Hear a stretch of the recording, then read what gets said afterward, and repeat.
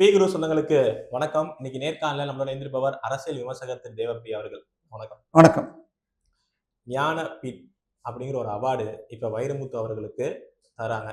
அது பெரிய இப்ப சர்ச்சை வெடிச்சிருக்கு. ஒரு சைடு அவருக்கு ஆதரவாகவும் ஒரு சைடு அவருக்கு எதிராகவும் இருக்கு. இந்த அவார்டு சென்ட்ரல் கவர்மெண்ட் தரது அப்படின்னு சொல்லிட்டு இன்னொரு தரப்பு இன்னொரு பிரச்சனை பண்றாங்க. என்ன நடக்குது? இந்த அவார்டு அவருக்கு நிஜமா தகுதி உள்ளவரா? ஏன் எதிர்ப்பும் சப்போர்ட்டும்? இல்லை, முதல்ல இது சென்ட்ரல் கவர்மெண்ட் கிடையாது. இது டைம்ஸ் ஆஃப் இந்தியா குழுமத்தை சேர்ந்த ஒரு அவார்டு.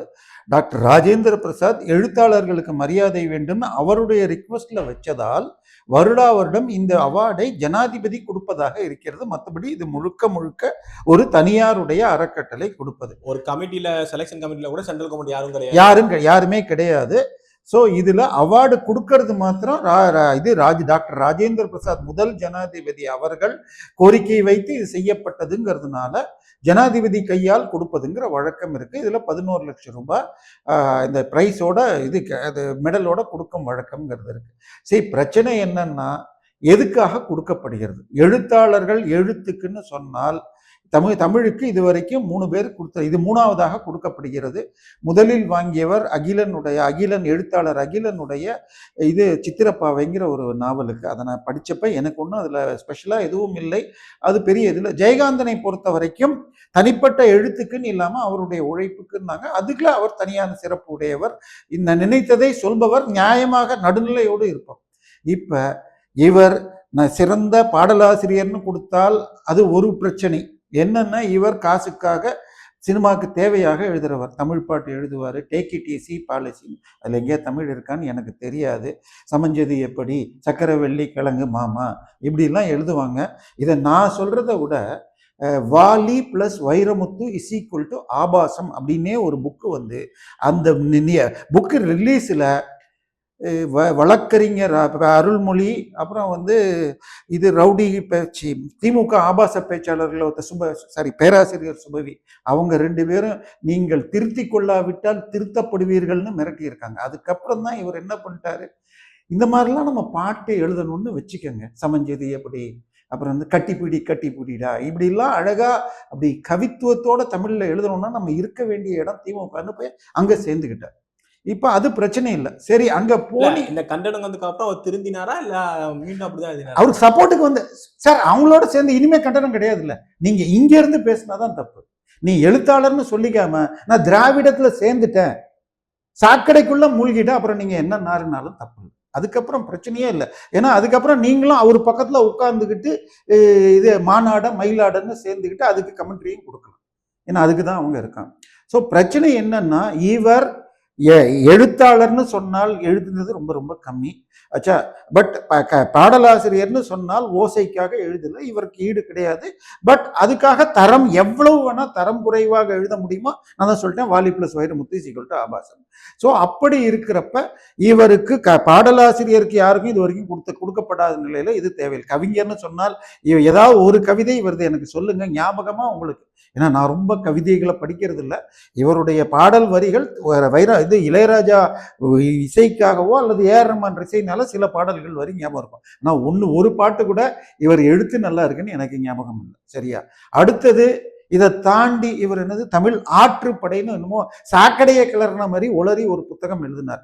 அதுல கம்பரை பற்றி இருக்கட்டும், திருவள்ளுவரை பற்றி இருக்கட்டும், இது வள்ளலாரை பற்றி எல்லாமே பைத்தியக்காரத்தனம் உணர்வு. சரி, அதை தாண்டி சமீபத்தில் இது திருக்குறளுக்கு இவர் வைரமுத்து உரைன்னு ஒன்று எழுதுறார். அதுல திருவள்ளுவர் தெய்வம் என்ற கற்பிதத்திற்கு அப்படிங்கிற எழுதுறார். அடுத்தது அவரே அந்த விழாலேயே பேசுறாரு, உரை எழுதினால் அந்த மூலத்திற்கு மாற்றாமல் எழுத வேண்டும்னு சொல்லிட்டு இவரே காமத்துப்பால இன்பத்துப்பால்னு மாத்துவாராம். கடவுள் வாழ்த்துக்கு வேற பேர் வைப்பாராம். நீ அதுக்கப்புறம் எதுக்கு உரை எழுதுற? நீ எழுத வேண்டியது வள்ளுவர் எழுதினதுக்கு உரை எழுதணும். சோ எந்த ஒழுக்கமும் கிடையாது. இதை தாண்டி தனிமொழித ஒழுக்கத்துல ஏதாவது உண்டா? நீ அந்த பக்கம் போய் சேர்ந்துட்ட. கடவுள் நம்பிக்கை இல்லைன்னு போய் சொல்லிக்கிட்டு இருக்கிற.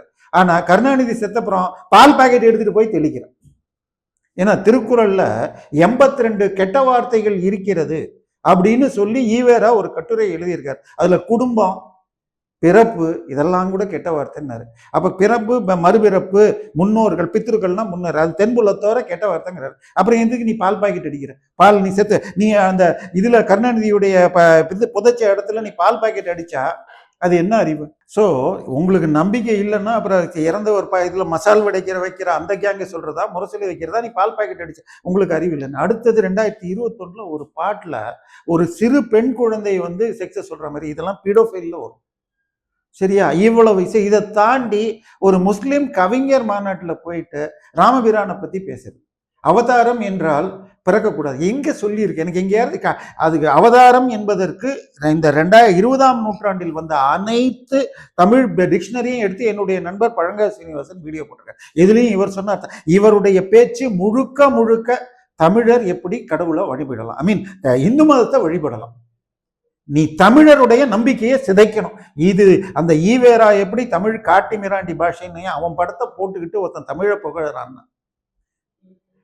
அப்புறம் நம்ம என்ன சொல்றது, திருக்குறளுக்கு நீ உரை எழுதுறதுல என்ன கிழிச்ச, கம்பரை இழிவுபடுத்துறதுல என்ன, ஆண்டாளை பத்தி பேசவே வேண்டாம் சார். அதுக்கு இவன் கொடுத்த ஆதாரம் போதும். நான் அமெரிக்க பல்கலைக்கழகத்தில் கொடுத்தேன். அமெரிக்கா பல்கலைக்கழகம் அப்படி ஒரு நூலே வெளியில்லை. ஸோ நீ ஒரிஜினல் நீயே எழுதல, யாரோ எழுதி கொடுத்த கட்டுரையை நீ கொடுத்தியாப்ப.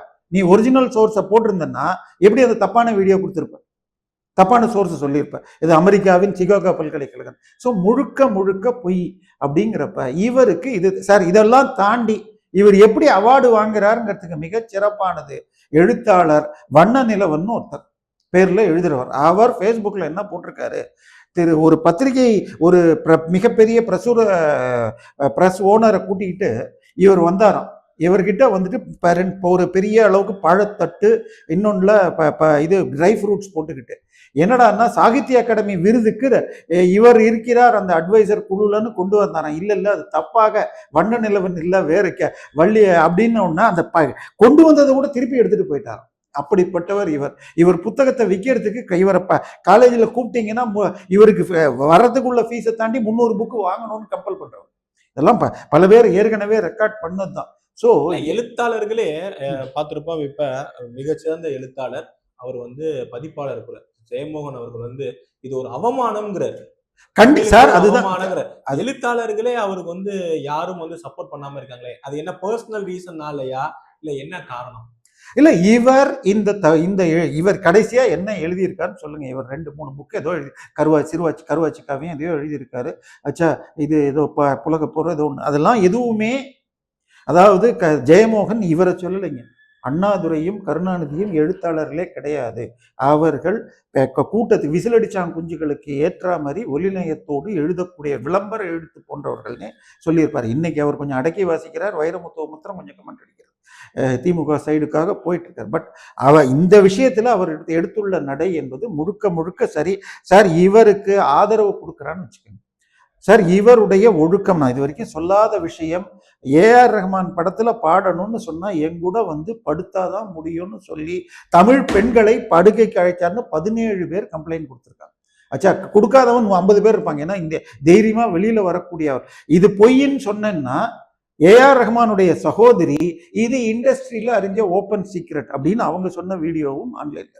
ஸோ எந்த விதத்திலும் தகுதி இல்லாதவர் பணம் கொடுத்து லாபி பண்ணி இதை வாங்கி இருக்காருன்னா அந்த ஞான பீடத்திற்கே கூட அசிங்கம். அதனால இப்ப இதே மாதிரி நம்ம பார்த்திருப்போம், ஒரு தனியார் பல்கலைக்கழகம் இவரை கௌரிக்கிறதுக்கு டாக்டரேட் அது மத்திய அமைச்சர் மூலியமா தரதா இருந்தது. அப்புறம் இதே மாதிரி போராட்டம்னால அது நிப்பாட்டப்பட்டதாங்க. இப்பயும் இது ஒரு சர்ச்சையா ஆகியிருக்கு. மூத்த எழுத்தாளர்கள் முதற்கொண்டு இதை எதிர்க்கிறாங்க. அப்படிங்கிறப்ப இது என்ன ஆகும்? அவருக்கே தரல. அது மாத்திரம் இல்ல, கேரளால ஒரு விருது கொடுத்தப்பையும் இவர் போய் வாங்காம அதுவும் கேன்சல் ஆச்சு.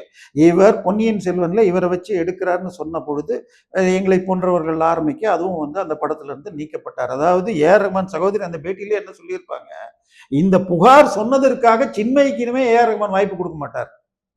ஆனால் ஏஆர் ரஹ்மானுக்கு அறிவு கிடையாது. இந்த பொம்பளை பொறுக்கி என் பேரை சொல்லி பண்ணவனுக்கு கொடுக்க மாட்டார்னு சொல்லல, கொடுப்பதாக இருந்தது. நல்ல வேலை நிறுத்தப்பட்டது. சார் இவருக்கு ஒருத்தன் கேரக்டர் சரியில்லைன்னு சொன்னால் ஒதுக்கி வைக்கணும். ஸோ நீ தவறாக அன்னைக்கு இது இருந்திருந்தால் ஓகே. பட் இன்னைக்கு உனக்கு இந்த அவார்டை வச்சு நீ என்ன பண்ண போற? கவியரசு கண்ணதாசன் அவர்கள் இன்னைக்கும் அந்த பாடல்கள் எழுத்துக்காக நமக்கு ஞாபகம் இருக்கும். வீடு வரை உறவு, வீதி வரை மனைவிங்கெல்லாம் பல ஒரு தத்துவத்தை கொடுக்கும். ஏதாவது ஒரு பாட்டு சொல்லுங்க இவரது அந்த மாதிரி. அப்படி மீறி இருந்தால் அதுவும் காப்பி அடிச்சு, இவர் என்னுடைய பாட்டை காப்பி அடிச்சிருக்காருன்னு ஒரு 10 பேர் எங்கிட்ட அந்த ஒரிஜினல் எனக்கு அனுப்பிச்சிருக்காங்க, சிலது ஆன்லைன்லயே இருக்கு. ஸோ இவர் அடுத்தவங்க வரியை திருடுறதுலையும் கொஞ்சம் கூட கவலைப்படுபவர் கிடையாது. ஸோ இவர் எந்த விதத்திலும் தகுதி இல்லாதவர். இவருக்கு எப்படி அந்த அவார்டு கிடைச்சிது? தமிழகத்திலிருந்து மிக உயரிய இந்தியாவின் மிக உயரிய பதவிகளில் ஒருவர் சமீபத்தில் போனவருடைய நட்பில் வாங்கியிருக்காருலாம் சொல்றாங்க.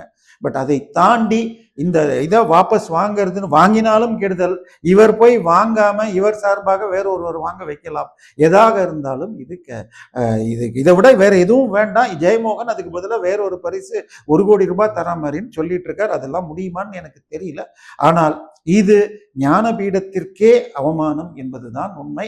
ஏன்னா உண்மையான எழுத்துக்கள் பல பேர் இருக்காங்க. தமிழ் பத்திரிகையில இது ஒரு பெரிய விவாதமா போயிட்டு இருக்கு. ஆங்கில பத்திரிகையில ஃப்ரண்ட் பேஜ்ல போட்டு இது ஒரு விவாதமா ஆக்கிக்கிட்டு இருக்காங்க. நீங்க சொல்ற மாதிரி அவர் மேல உள்ள குற்றச்சாட்டுகள், ஆதரவுகள் எல்லாமே. தமிழ் பத்திரிகையில அவ்வளவா இந்த செய்திகளே வரது இல்லை சார். அதாவது ஒரு பேட்டியிலேயே சொல்லியிருப்பார், ஒரு உடன்பிறப்பு எங்களுக்கு சேனல்ல சேர்ந்த உடனே இங்கே திராவிடத்திற்குன்னு சில புனித பன்றிகள் இருக்கிறார்கள், அந்த பன்றிகளிடம் எந்த கேள்வியும் கேட்கக்கூடாது. வீரமணி, வைரமுத்து இவர்கள் எல்லாம் வந்தால் மரியாதையோடு அனுப்ப வேண்டும், அவர்கள் எழுதி கொடுக்குற கேள்வியைத்தான் எழுதணும், கேட்கணும். அப்படின்னு மீறி கேட்டீங்கன்னா உங்களை சேனல்ல இருந்து வெளியில எடுத்துருவாங்க. ஸோ இவர்கள் 4 கேள்வி கேட்டால் இவங்களால ஒரு பதில் பண்ண முடியாது, இல்லைன்னா உங்களை பிளாக் பண்ணிடுவாங்க. என்னையும் அவர் ட்விட்டர்ல பிளாக் பண்ணி தான் வச்சிருக்காரு. அதனால சார் அவரை பொறுத்த வரைக்கும் சமீபத்தில் கம்பன் விழாவில் போய் அவருக்கு பிரைஸ் கொடுத்து அவர் அதுலேயும் ராமரை பற்றி பேசினது, இவர் பைத்தியம், அதாவது இவர் பைத்திய அறிவுவாதின்னு இவரே சொல்லிக்கிறார். என்னன்னா பகுத்தறிவுன்னு ஒன்று கிடையாது. அதாவது அறிவுன்னு சொன்னாலே நல்லது எது கெட்டது எது, அதுல நல்லதை எடுத்துக்கிறது. எவனா ஒருத்தன் பகுத்தறிவுன்னு சொன்னா அதுக்கு பேரு பைத்தியம் முடிச்சவன் அர்த்தம். நான் சொல்லல, திருவள்ளுவர் சொல்றது உலகத்தார் உண்டு என்பதை இல்லை என்பான் வையத்துள் அழகையா வைக்கப்படும். குறள் 850 எடுத்து பார்த்துக்கங்க. வையத்துள் அழகையானா நீ வாழறப்பயே உன்னை பேயின்னு வச்சு பார்ப்பாங்க. நல்லோர்கள் சான்றோர்கள் நல்ல இருக்கிறது என்பதை இல்லை என்று சொல்பவனை வாழும் போதே பேய் என்பார்கள். அண்ட் ஈவே ராமசாமியாரை 1958 சுப்ரீம் கோர்ட் தீர்ப்பு, to put it lightly his action and speech are to put it lightly is madness. மென்மையாக சொல்வது என்றால் ஈவே ராமசாமியாரின் பேச்சும் செயலும் பைத்தியக்காரத்தன்மையை அல்லது மூடத்தனமானவை. ஸோ இவர் அதே வழியில இன்னைக்கும் போயிட்டு இருக்கார். இவர் பேசியது உயர்நீதிமன்றம் இவர் குவாஷ் பண்ண முடியாதுன்னு சொன்னது பிறகும் தண்டனை வழங்கி தராம திராவிடங்கள் காப்பாற்றி கொண்டிருக்கிறது.